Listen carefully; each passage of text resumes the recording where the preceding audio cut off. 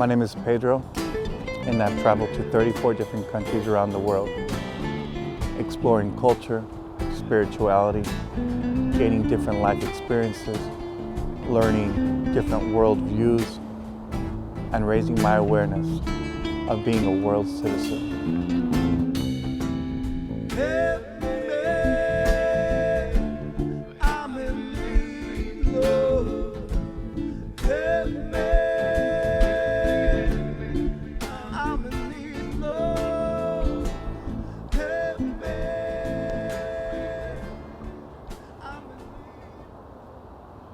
I came as an immigrant over to the United States with my parents and my grandmother, seeking religious liberty from the oppression of communism. Both of my parents were severely impacted by not being able to have education in the same way as everybody else. At that time, anybody who was religious was not given the same opportunities as everybody else. They struggled just to be able to practice what their beliefs were. Spies were put in your workplace to get information out of you, in the church, on your same block. So my parents, seeking religious liberty, decided to leave the country. Little did I know that it was already impacting me in my life. Leaving on a boat, we were stranded out in the ocean. The U.S. Coast Guard was able to save us, where we were able to then relocate to Los Angeles, where I grew up. My dad was finally able to pursue greater education opportunities and pursued religious studies. So going to school full time during the day and working a graveyard shift. He was able to get his master's in religious studies. And I grew up going to church every Saturday morning. In Sabbath school, listening to all the Bible stories, listening to my dad preach, my mom playing piano for the church hymns. It was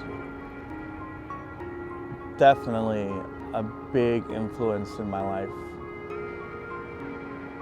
But because of the political system in Southern California, my dad was not able to get a full-time ministry job. He got a job up in Oregon when I was 14, which was a more full-time position. So we moved up and started a new life again. I decided to pursue ministry as well and went to a school in Walla Walla to study theology. When I got to my senior year, 3 things happened that changed the course of my life. Number 1, my brother got kicked out for having an unused marijuana pipe in his room. And even though other students that year also were found with other things, drinking and whatnot, the only difference was that these other students were doctors' kids and probably were providing a lot more money. And That was the first realization of how could I become part of a system that followed God, but now I was seeing that money was really behind a lot of the things. Second was they were threatening to fire my dad just because he wasn't wanting to do what the administration was wanting him to do at the time. Now I realized that I saw the power dynamic behind the church. That if you don't do what they tell you to do, you know, it's just like any type of organization. If you don't align, you stay out. And lastly, I threw a dance party where 250 students attended, and the college sent people to write the license plate numbers of the cars that were parked outside, putting about 50 to 60 students on probation. The whole thing became on national news just because this college had put all these students on probation for a sober dance party. But there was consequences to that. The theology department brought me in and they said, well, you know, imagine, like, as a senior, don't expect to get a job. Those three things, realizing that money, power, and the following of rules was really what was behind the whole church system. This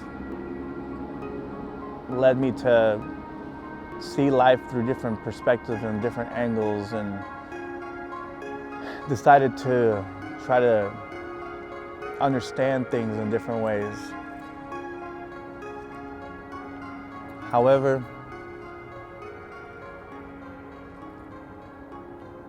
I've always believed in God. My faith has never wavered.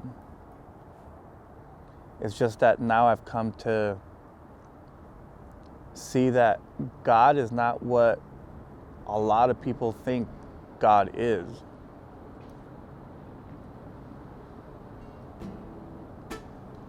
And we are led many times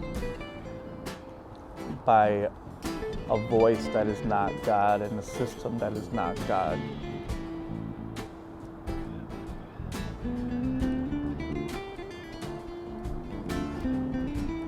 I've come to realize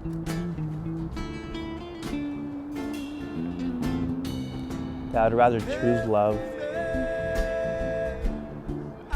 over creating boundaries. I'd rather practice understanding for one another, to put ourselves in somebody else's shoes,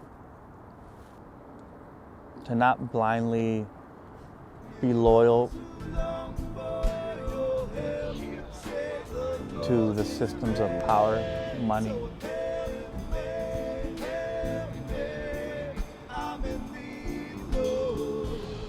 To choose to belong to something outside of ourselves.